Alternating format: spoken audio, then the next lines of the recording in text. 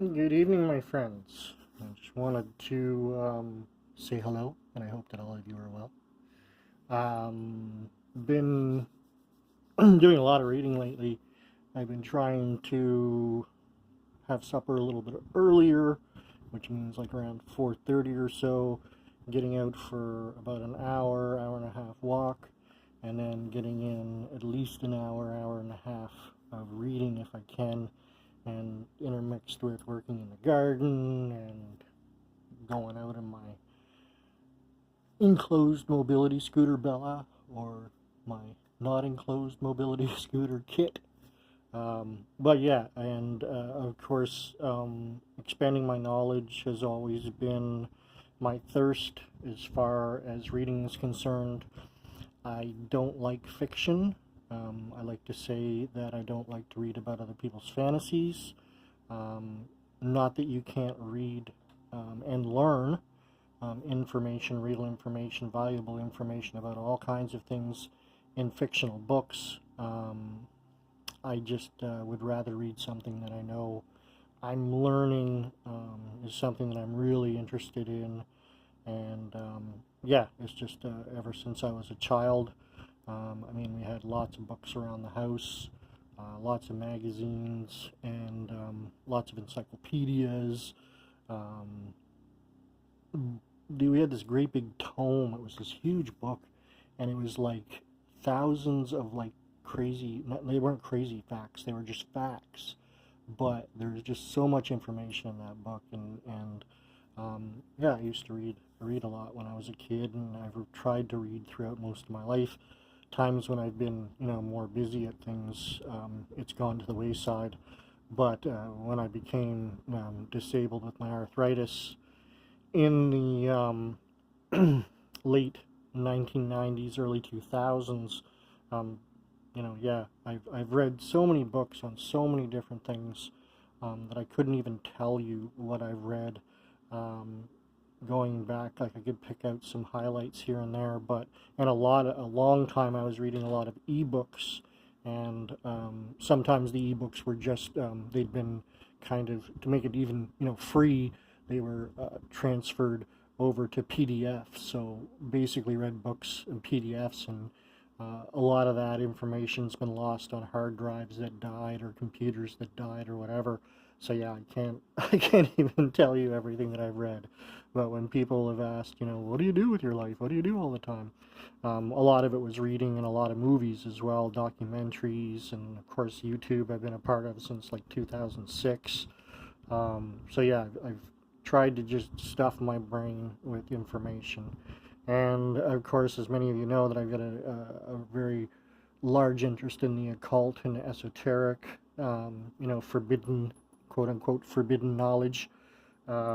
And throughout my life, I've gone back and forth, usually because things are taken up by like new interests in physics or some new ancient site or something like that. But I always come back to the occult. And of late, and I was really trying to figure out, like the other day, I'm like, what am I looking for? Like, I'm not looking for something to believe in necessarily, although there have been some things like the Kybalion hermetic philosophy.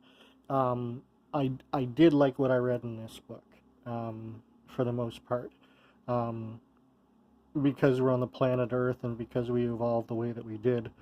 Um, Being scared of everything and not having explanations for anything, and the longest time where reality mixed with fantasy, just simply because we didn't know what lightning was, and we didn't know what the seasons were, and we didn't know why earthquakes happened or why the thunder roared or anything like that. So everything was subscribed, some kind of entity behind something was making these things happen. And our religions evolved from there. And religion, I'm coming to terms with religion being fine just as long as people aren't being totally fucked over. I believe like paying a donation at your church or whatever is fine, but if you're giving parts of your paycheck or being fined in some way by your church, if they're like just sucking money out of you, then yeah, no, that's wrong. But anyways, not about that. This is about these books. So what I was beginning to find was a lot of the Hermes Trismegistus, the Hermes thrice great, who was the origin of a lot of like the hermetic philosophy and the hermeticism. But I found that like I like things when they're before Christianity or before they're talking about, you know, the Christian or Judaic or Islamic God. I like things outside of that, and I like to read texts that aren't asking you to placate yourself and submit yourself and live in fear of God. And as I've been reading even this book, the Book of Sacred Magic by Ibra Malin the Mage, Ibra Malin, Ibra Abramelin, however you pronounce it. And this was like, you know, this is like the book, like one of the best books on magic that you can find. And just the beginning of it, I was just like, it's very, it's not Christian, but it's just, you know, there's only one God, and you have to fear this God. And yeah, it was just very, very godly to me, and to kind of almost mainstream Christianish. And it's interesting in that you have to be pure of your religion, be it, you know, Islam, Judaism, or Christianity, but you have to be true to that faith and believe in that God, and this magic can work for you. I'm still getting into a lot of, you know, this book describes everything. And what made me want to do this video was because you know, I'm at page 64 of, what do we got here? I don't have my glasses on, so almost 300 pages. But I was just kind of looking ahead because I was into the second chapter, and this is where the mage is preparing you for the knowledge that you're about to receive, and giving you warnings, and trying to drill things into your head, and about, you know, how to engage angels and demons, because this type of magic, you're basically having power over demons and angels and getting them to do your bidding.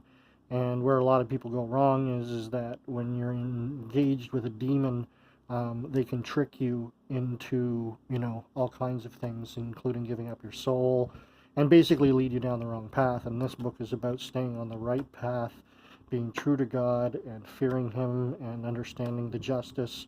And if you are true of heart and spirit, and your belief in God, then these magical spells and incantations can work for you.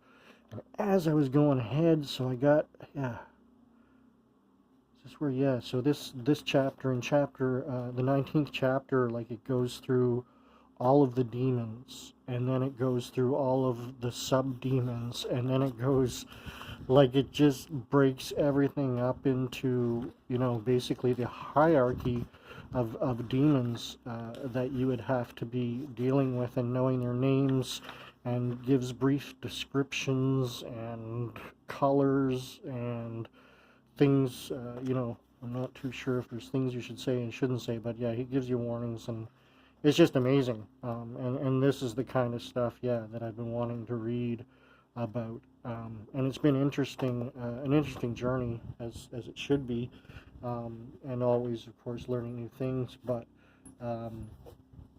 that how much Judaism, Christianity, and other mainstream religions, that they're in their original forms before, you know, the Catholic Church completely rewrote everything and all that kind of stuff. Oh, had a brain slip there. I forgot where I was going with that.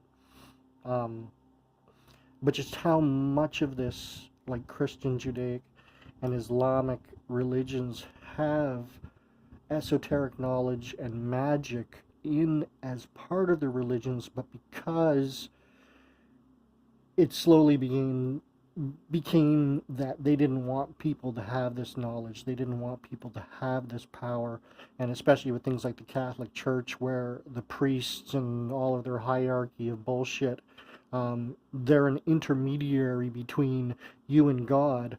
Well, all of this kind of magical stuff, you are not tapping into God, but tapping into the energy of God. And yeah, it's something that the churches don't want people doing, for all kinds of reasons. But mainly, yeah, that we the little people can't just directly talk or have any type of interaction with our supreme being. Which again, this is all just crap to me, but that's what these people believe, and that's why this is occult knowledge. Occult means hidden, and all of this knowledge was, they tried to bury it. Different sects, they tried to kill them off. Yeah, it's just very, very cool, that I'm learning all of this stuff and getting a better grasp on, what magic is and the different types of magic, and just kind of, even, I mean, this doesn't even go into things that, like, Wiccans are doing or Satanists are doing. This is a whole other ball game. And there's all kinds of different beliefs that all have their different rituals, and I'm not knocking anybody's beliefs or rituals, but this is kind of as pure as you can get. I am interested in actually looking at some of the religions and origins of religions from India next, as well as I'm also interested in the Sumerian belief, and because it's got a very crazy set of gods and its origins, which a lot of that flows into Judaism and Christianity as well. There's a lot of parallels and similarities between those two, and they were probably just taken from the Sumerian religion. But yeah, it's been fun getting some new books. It's been fun reading, and it's been fun learning. It's been disappointing at some times, and it's been hard because, again, like, I didn't realize how much in Hermeticism, because it is with the Greeks, and later, that how much, there is talk about God and about placating God and all that kind of crap. And that was really a surprise, and it was really disappointing. And again, like, I was kind of disappointed even with the Book of Sacred Magic. But are we still recording? Yes, we are.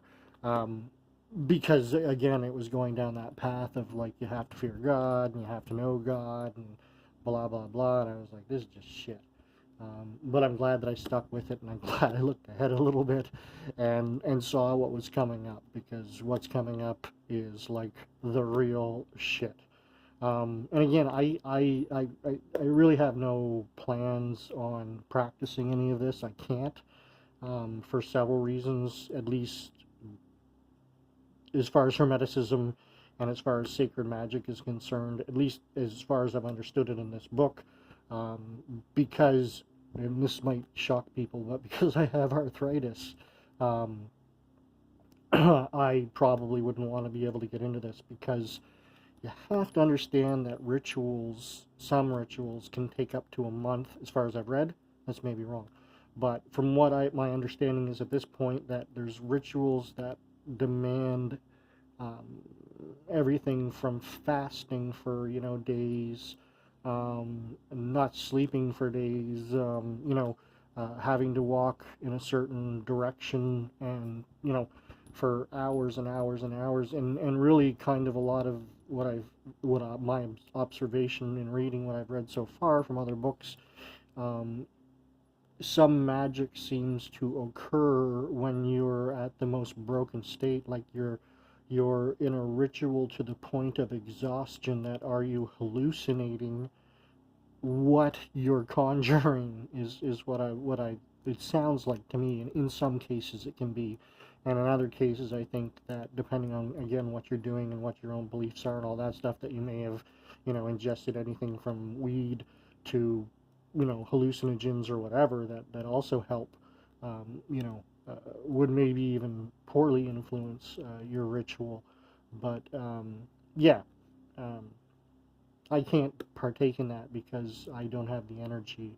I'm not healthy enough to do it. Also, it says that if you're below, I think, like 23 or above 50, that you shouldn't do this, and I imagine maybe at a younger age you wouldn't have the discipline to be able to pull off a ritual, because once you start it, you have to completely go through the whole thing and finish it. You can't leave something unfinished. You can't just dive out of it in the middle of it, because it's said there'll be consequences. So as a young person, I could see it that you wouldn't have the discipline, that you would, your attention span, especially these days, would be really crappy, and you'd, see a squirrel and you'd be out of your ritual. And in terms, again, of the age of 50 and above, it may just come to, again, that you wouldn't have the energy and not the demeanor, but the stamina, to be able to pull off a ritual, word for word as it's done, again, without, failing, and without, falling asleep, or, just giving up or whatever. So I can understand, I guess, why, there are age limits to performing magic, and of course these aren't written in stone, these are just suggestions.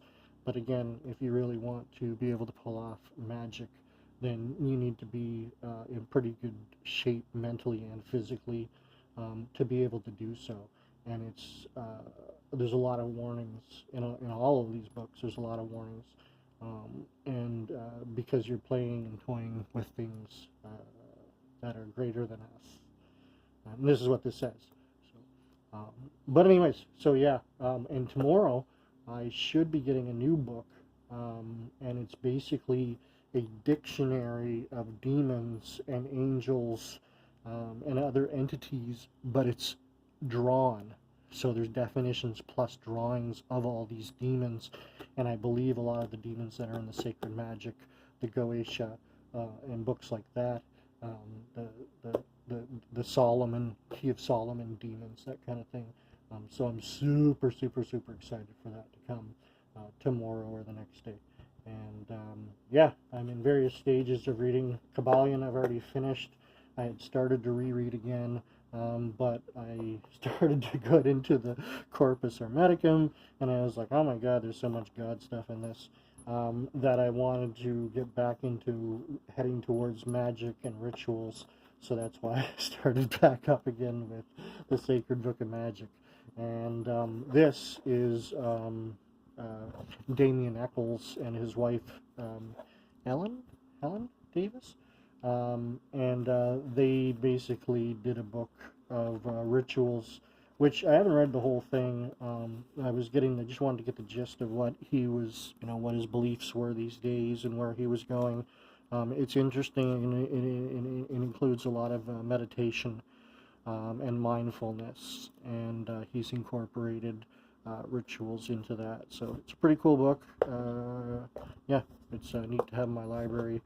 And yeah, I think I've talked long enough, and I've got to get on to my evening stuff. So I hope this was enlightening for some of you. And if you want to check into any of these books, I hope you can read all the covers. Again, this one is just Damien Eccles' Ritual.